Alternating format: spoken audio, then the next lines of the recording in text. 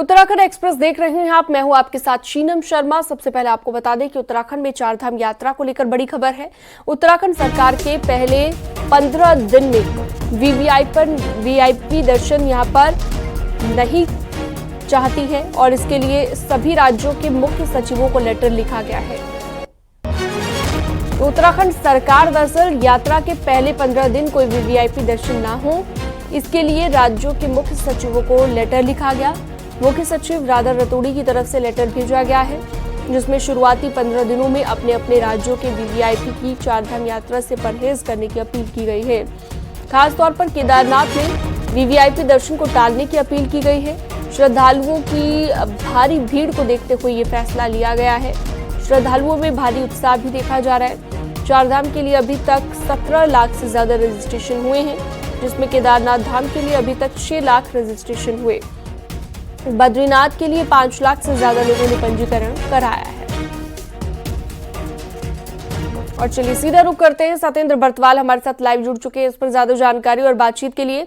सत्येंद्र, चारधाम यात्रा को सफलतापूर्वक संपन्न कराया जा सके, कह सकते हैं कि इसकी कवायद शुरू हो गई है और लगातार जिस तादाद में श्रद्धालु पहुंच रहे हैं उसे देखते हुए फैसला भी लिया गया है कि 15 दिन तक वीवीआईपी दर्शन ना हो। इसके अलावा और क्या क्या इंतजाम है चारधाम यात्रा को लेकर? बिल्कुल सीनम, क्योंकि 10 मई से उत्तराखंड की जो चारधाम यात्रा है वो खुलने जा रही है, जिसमें 10 मई को केदारनाथ, यमुनोत्री और गंगोत्री के कपाट खुलेंगे और 12 मई को बद्रीनाथ के कपाट खुलेंगे। और अक्सर देखने को मिलता है कि जब चारधाम यात्रा शुरू होती है तो वीआईपीज मूवमेंट भी इन रूट पे कुछ ज़्यादा देखने को मिलता है, चाहे अन्य राज्य अन्य प्रदेशों के मंत्री संतरी हो या अधिकारी हो या फिर कोई बड़े कारोबारी जिनके साथ एक प्रोटोकॉल एक तय होता है, जो प्रोटोकॉल राज्य सरकार को आता है, फिर राज्य सरकार के बाद हर जिला अधिकारी को पहुँचता है, जिसके कारण कई बार अव्यवस्थाएं भी उस धाम में हो जाती है जहां वीआईपी वहां पहुंचता है।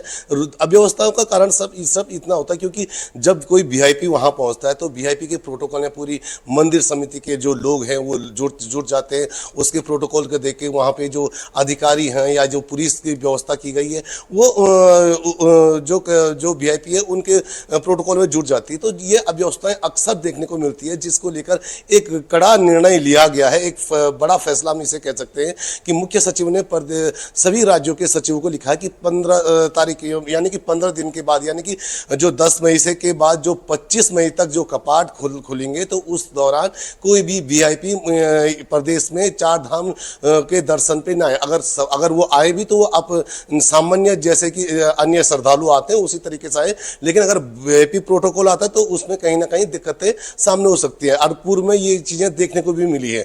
और अगर हम व्यवस्थाओं की बात करें तो चारधाम यात्रा को लेकर पूरी मशीनरी लग चुकी है। चाहे हम केदारनाथ, क्योंकि सबसे दिक्कत वाला जो आता है वो केदारनाथ में आता है। केदारनाथ में इसलिए भी आता है क्योंकि वहां पे क्राउड मैनेजमेंट करना और क्योंकि सबसे दिक्कत का सामना होता है, क्योंकि वहां पे रहने की जो व्यवस्था है यानी जो ठहरने की व्यवस्था है वो 2,500 से 4,000 तक के ही बीच में अमूमन रहती है। लेकिन जब वहाँ यात्री पहुँचता है, अभी आपने जिस तरीके से देखा कि यहाँ पे अभी तक रजिस्ट्रेशन की जो प्रक्रिया है वो 17 लाख पार कर चुकी है और केदारनाथ में सबसे ज्यादा श्रद्धालु पहुँचते हैं। तो अब प्रशासन पूर्ण रूप से जुट चुका है चारधाम के लिए और किसी भी प्रकार की दिक्कतें श्रद्धालु को ना हो, वहाँ पे हर प्रकार की व्यवस्था हो, इसके लिए अब प्रशासन जुट चुका है। जी बहुत शुक्रिया, विस्तार से आपने जानकारी दी सत्येंद्र बर्तवाल।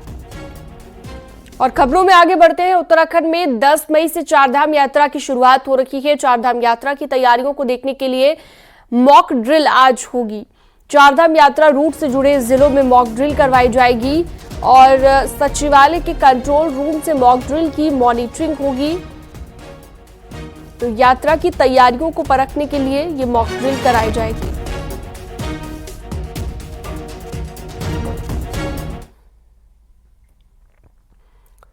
10 मई से चारधाम यात्रा शुरू होने वाली है, लेकिन इतनी तैयारियों के बीच सड़कों को लेकर अभी तक स्थिति साफ नहीं है। चारधाम जाने वाली करीब 900 किलोमीटर की सड़क पर 200 जगह लैंडस्लाइड जोन बने हुए हैं।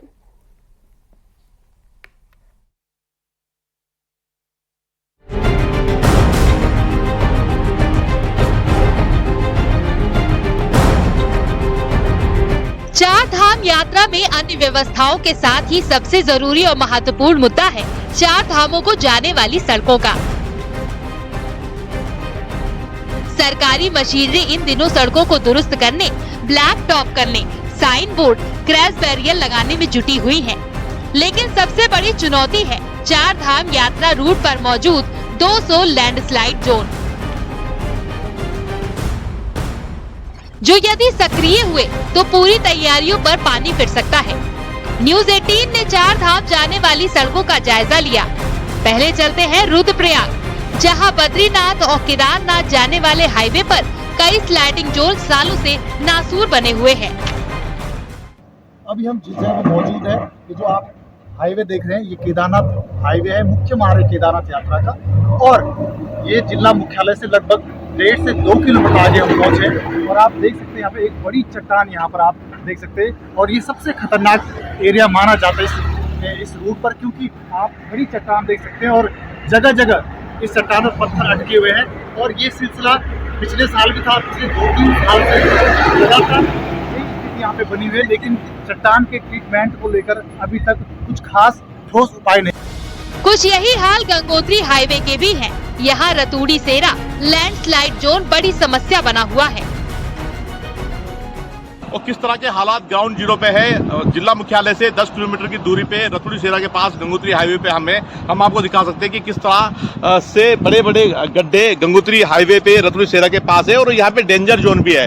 पर पिछले लंबे समय की हम बात करें तो कोई ट्रीटमेंट कार्य यहाँ पे नहीं किया गया है, जिससे लगातार यहाँ पे जो आवाजाही जो यात्री वाहन करेंगे यात्रा सीजन में उन्हें भारी परेशानियों का सामना करना पड़ेगा। और इस तरह के हालात यमुनोत्री हाईवे पे भी बने हुए हैं, खासकर धरासू से जानकी चट्टी के बीच में कई ऐसे हालात है और हम ही से ही जो यात्री वाहन है वो चल। अब देखिए कहां-कहां प्रमुख लैंडस्लाइड जोन है। ऋषिकेश से रुद्रप्रयाग के बीच बद्रीनाथ हाईवे पर शिवपुरी, कौटियाला, तोता घाटी, बागवान, फरासू, सिरोपगढ़, नरकोटा, लांबरगढ़ में डेंजर जोन। रुद्रप्रयाग से गौरीकुंड के बीच बांसवाड़ा, सेमी, घाट, मुनकुटिया में डेंजर जोन। धरासू से यमुनोत्री के बीच धरासू बैंड, फेड़ी, खरादी, कुथनौर, ओजरी, डाबरकोट, हनुमान चट्टी, जंगल चट्टी में स्लाइडिंग जोन। चार धामों की सड़कों का काम PWD, NHIDCL और BRO के बीच बटा हुआ है। सड़कों का निरीक्षण कर लौटे सचिव PWD पंकज पांडे और विभागाध्यक्ष दीपक कुमार यादव का कहना है कि 200 सेंसिटिव जोन में से 114 साइट का ट्रीटमेंट कार्य शुरू हो चुका है। ट्रीटमेंट होने तक इन स्थानों पर 73 से अधिक JCB तैनात कर दी गई है। सड़कों को चौड़ा करने से लेकर ब्लैक टॉप करने तक का काम लगभग समाप्ति पर है। लैंडस्लाइड जोन जो है उसमें काफी सारे पोर्शन हमने तकरीबन 75% लैंडस्लाइड जोन का काम हम लोगों ने सैंक्शन करा के अलग अलग एजेंसी से, भारत सरकार से, कुछ स्टेट से सैंक्शन करा के उस पर काम चालू कर दिया गया है। इसके अलावा एहतियातन हम लोगों ने तकरीबन 75 मशीनें अलग अलग जगहों पे प्लेस की हैं पूरे चारधाम यात्रा रूट पे। टोटल ऐसे 200 पॉइंट्स आइडेंटिफाइड हैं जो कि लैंडस्लाइड के जो है मिटिगेशन करने की जरूरत है। उसमें TSDC से हमने 162 प्लेसेस की DPR हमने प्राप्त करके और 114 प्लेसेस सैंक्शन हो गए हैं और उन सब में एग्रीमेंट्स बन गए हैं और सब में काम भी प्रारंभ हो गए हैं। इमरजेंसी के लिए लैंडस्लाइड जोन एरिया में 10 से अधिक वैकल्पिक सड़कों को भी तैयार कर लिया गया है। हर सड़क के लिए विभागीय इंजीनियर के साथ ही JCB ऑपरेटर की तैनाती कर दी गई है। उनके मोबाइल नंबर भी फ्लैश कर दिए गए हैं।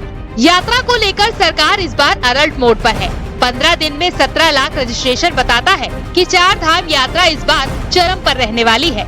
गंगोत्री से बलबीर, रुद्रप्रयाग से संदीप के साथ देहरादून से सुनील नवप्रभात की रिपोर्ट। 10 मई को बाबा केदारनाथ धाम के कपाट खुलने जा रहे हैं, जिसके लिए 30 जून तक हेली टिकट बुक हो चुकी है।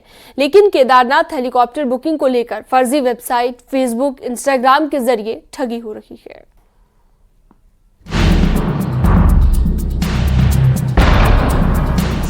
केदारनाथ जाने के लिए हेलीकॉप्टर बुकिंग के लिए मारामारी देखने को मिल रही है और हेलीकॉप्टर के टिकट भी आसानी से नहीं मिल पा रहे हैं, क्योंकि सरकार ने केदारनाथ धाम में ब्लैक मार्केटिंग रोकने के लिए IRCTC को ही हेलीकॉप्टर के टिकट बुकिंग का जिम्मा दिया है।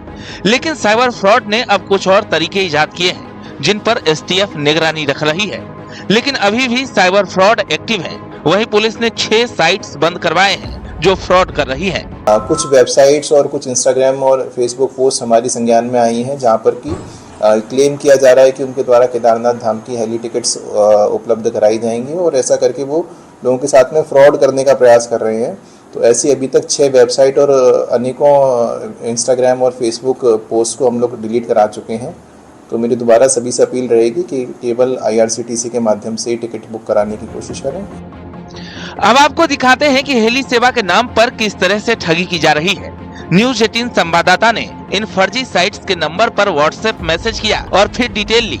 संवाददाता ने पैसेंजर बनकर बात की और ठग ने खुद को हेलीकॉप्टर कंपनी का मैनेजर बताते हुए जानकारी देने लगा और फिर टिकट का आधा पेमेंट या 30% ऑनलाइन जमा करने को कहा। बॉस मुझे ना टिकट बुकिंग करनी थी। मैं बेंगलोर से हूँ, तो बेंगलोर से मुझे केदारनाथ की टिकट बुकिंग करनी थी। मुझे आपका अभी इंस्टाग्राम पे आपका ये मिला है। जी सर, मिल जाएगी। वैसे कब की डेट चाहिए आपकी? सर मेरे को जो रजिस्ट्रेशन जो मिला है वो 2 जून का मिला है। कितने परसेंट आप लोग? हम 5% है सर। आपको कहाँ से? फाटा, गुप्ता से? सर कहीं से भी मिल जाए सर। सर देखिए, आपका गुप्ता से का अवेलेबल है। अगर 2 जून को आप लेते हो, 2 जून की है ना आपकी? 2 जून। वहीं जब न्यूज 18 संवाददाता ने ठग से कहा कि ऑनलाइन पेमेंट में कई बार फ्रॉड हो रहा है, इसलिए वो अपने भाई को आपके दफ्तर भेजकर ऑफलाइन पेमेंट कर देता हूं, तो ठग ने अपने फर्जी डॉक्यूमेंट और रुद्रप्रयाग में फर्जी दफ्तर का पता भेज दिया। मैं चाह रहा था ना, क्योंकि मेरे भाई साहब भी उधर ही जा रखे हैं, तो मैं उनको भेज देता हूँ। वो आपको ऑनलाइन, क्योंकि ऑनलाइन में कई बार वो दिक्कत भी आ रही है ना, फ्रॉड वाला काम हो रहे हैं। तो हम ये चाह रहे थे हम ऑफलाइन ही वहाँ पे आके पेमेंट दे देते हैं। आपकी बात मैं समझ रहा हूँ सर। इसकी सिक्योरिटी के लिए देखिए, मैंने आपको हमारी खुद की हिमालय नदी की गवर्नमेंट की ऑथराइज जो कंपनी है, गवर्नमेंट के थ्रू रजिस्ट्रेशन मैंने आपको भेज चेक कर लो सर। तो मैं आपको आईडी प्रूफ से आपको अपना आधार कार्ड भेज देता हूँ। ऐसी कोई बात नहीं, मेरा नाम प्रवीण कुमार हुआ, मैं आपको भेज देता हूँ सर। तो सिक्योरिटी होनी चाहिए। साइबर ठग से बचने के लिए आप सिर्फ रेलवे की IRCTC से हेली टिकट बुक करें, वरना आप भी इन फर्जी साइट्स के झांसे में आकर ठगी का शिकार हो सकते हैं। न्यूज 18 के लिए देहरादून से सत्येंद्र बर्तवाल की रिपोर्ट।